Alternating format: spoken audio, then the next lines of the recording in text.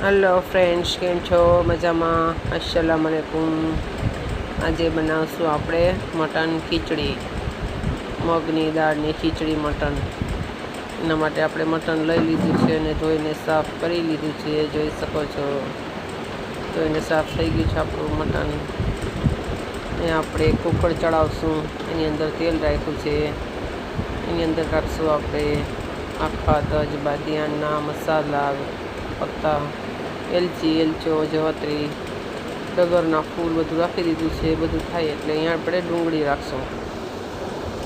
જોઈ શકો છો, અહીંયા આપણે ડુંગળી રાખી દીધી છે.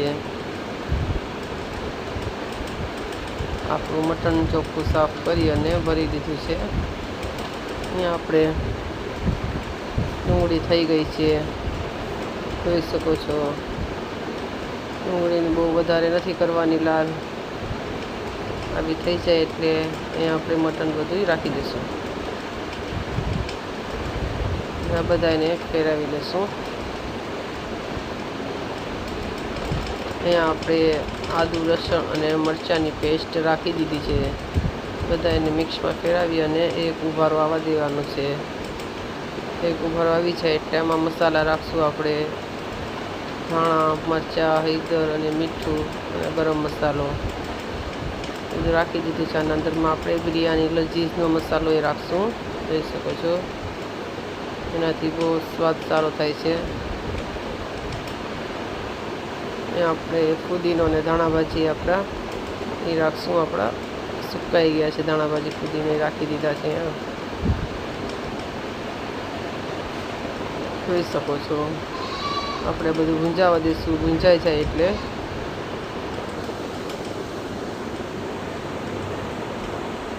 ભૂંજાઈ જાય એટલે આપણે અહીંયા પાણી રેડી દીધું છે.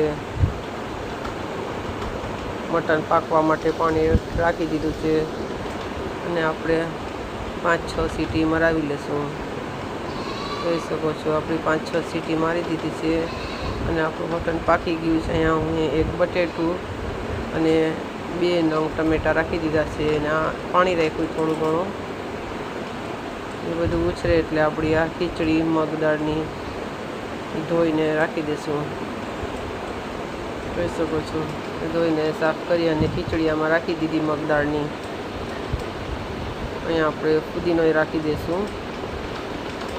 ધાણા ફુદીનો રાખી દીધો છે. પહેલાં રાખ્યો તો, પાછો એ રાખશું આપણે. અહીંયા આપણે ખીચડીના ભાગનું મીઠું રાખ્યું છે અને આપણે 2 થી 3 સીટી મરાવી લઈએ. જોઈ શકો છો, આપણી ખીચડી સર્વ કરી લીધી છે, તૈયાર છે. કુકરમાં જ બની જાય તેવી મટન ખીચડી, મગદાળની મટન ખીચડી તૈયાર છે. જોઈ શકો છો. મટનની એક નવી રેસીપી બનાવો, જરૂરથી બનાવજો. દુઆમાં યાદ. ખુદા હાફિઝ. વિડીયો પસંદ આવે તો લાઈક, શેર અને સબસ્ક્રાઈબ કરતા ભૂલતા નહીં.